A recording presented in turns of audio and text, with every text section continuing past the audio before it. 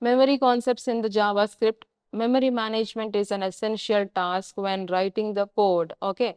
As a good efficient programmer, the memory and the storage management is one of the essential tasks for programming languages.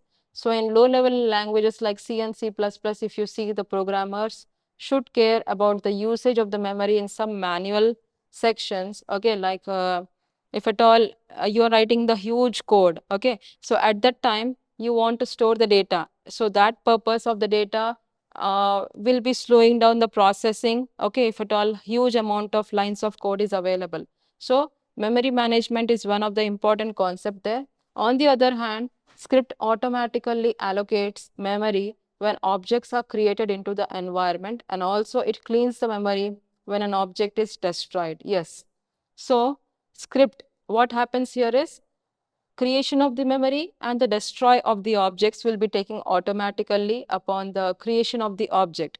Like we see the concept of constructors where the object is created automatically once the constructor is called or invoked, and it will be deleted once the program is has completed its execution. Likewise, the process with the here with the creation of the memory, we can say, and the destroy of the objects once the execution has been completed. Now, in JavaScript, you can manage this, okay, by simple tasks where that we need not worry much about the management of the memory, but it does not imply that the developers do not need to worry at all about the memory management, but it's not that equivalent to the other programming languages of the low level language. Okay, it's somehow okay with the JavaScript, then you can manage it more efficiently when compared to the other programming languages. So memory management in any programming language includes these three important phases. What are those? Allocating the memory when it is required for our program. Okay, for example, as soon as you're creating a variable, if I say in general language as C language, if I create a variable A, some amount of memory will be created for it, okay, and that will be allocating the spacing for it for to store that data. Likewise, it will utilize the allocated memory unit. After the completion, it will clear the memory block. Once the program has been executed, it will clear the memory block and it will be freezed. Okay, the memory will be deallocated. Likewise, if I move on to the concept of classes and objects, once the constructors has encountered, the object is created and the memory has been allocated for it. Once the objects are destroyed, memory will be deallocated. Similarly is the case over here. This is a life cycle for any programming language in the management of the memory. Now, what are the different strategies that we need to use for allocating the memory in the JavaScript is it uses a value for initialization. Okay, allocating by value initialization, like we see a is equal to 10 is an initial value of the variable a. Based upon the coding or the program execution, the value may differ or change. So that is the basic purpose of allocating a memory by some initial value into it. So in JavaScript, we need not care about allocating the memory for simple variables. We can directly assign the values to some variables and it will allocate necessary memory on its own. For example, if you see here, where is the keyword we are using? Variable name followed by its value and similarly the value too. So this is a general syntax for allocating the variables and its values. Now, if you see an example, for simple allocation of the variables by values, you will see the execution of the code here.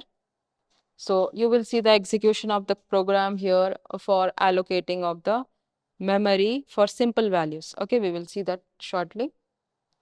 Now, moving on to allocation of the memory by function calls. So this is also one of the concept of allocating the memory by using the function calls. Like variable value assignment, we can also create some memory blocks by calling some functions. For example, if you see, when a function returns a separate object, it will automatically assign a value, okay, or a new memory block will be created for it to the system. For example, you see the syntax over here, memory reference by using the function call which returns any value to it. So as soon as the function call has been encountered, some value will be given to it and the memory has been allocated to it. Now, so JavaScript engines have two places to store the data. One is in the form of the stack, the other is in the form of the heap. So where do we store the data in the JavaScript is with respect to the stacks and the heaps. So as you have seen, stack is a data structure that is meant for storing the data into it.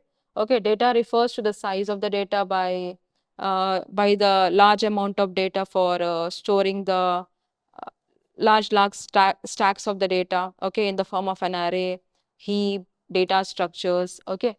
Likewise, at the compile time, it will be knowing to the engine of the JavaScript how much size has to be allocated to that particular data. Similarly, in JavaScript, static data includes both primitive value like your string data, numerical data, Boolean values, null values, undefined data. So all these types of data will also be available for the JavaScript, that is in terms of your static data. But while coming to the reference, like in terms of the objects, okay, and the functions, which include a fixed amount of memory allocation, okay. So in this case, we will be knowing a static memory allocation will be given to it with respect to stack. That much amount of stack will be created for it for storing that data. Now coming to this heaps, it is basically used for storing the objects and functions in JavaScript. The engine doesn't allocate a fixed amount of memory here. Instead, it allocates more space as required.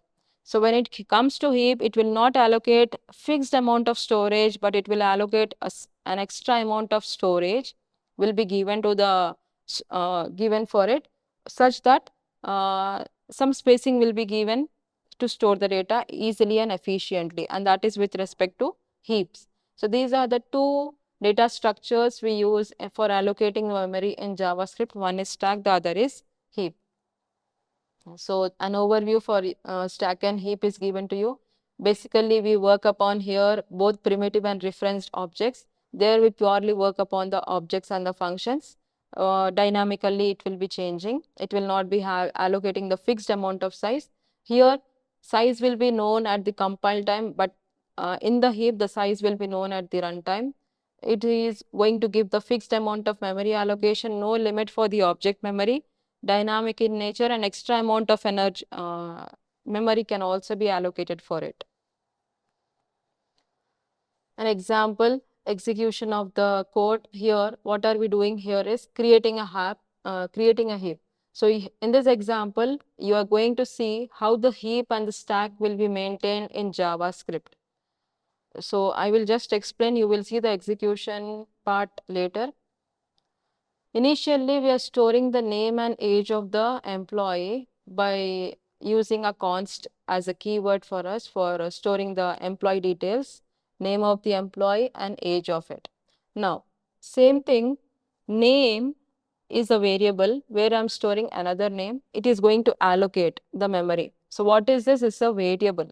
So it comes with respect to the stacks. Whereas here it will be coming with respect to the object, so it is a heap concept. So this is a stack concept we can say. Now coming to the function, get name. As soon as the function has been highlighted, user will be giving the name, okay, and it will be fetched from the variable name here, okay, and RAM will be displayed to the user at the output screen. So what is happening here? The function returns the value in the given stack after being evaluated in the heap, okay. So it will first get the value over here from the given variable name as RAM once it is evaluated by the heap. Now there is another, so now you can see with respect to objects, const new employee. I have already stored some data in my employee variable. There are two terms that we are storing, okay, that is name and the age. Similarly, I am creating a new object here, right? So what is happening here is the new employee object will be stored in the stack and it will refer to the employee object in the heap. So once it has referred it properly, then that name and the age of the particular employee will be returned. So if you see the basic, our whatever the coding we are giving here, with respect to the stack, it will be allocating the fixed amount of storage. But with respect to the heap, when the function call has been made, at that time it will be creating, and that is the runtime allocation of the memory. This is the compile time allocation of the memory. So when the function call has been made, that time only it will be allocating the memory block to the heap, and this is how we will be managing the memory in the JavaScript. Hope this section is clear to you.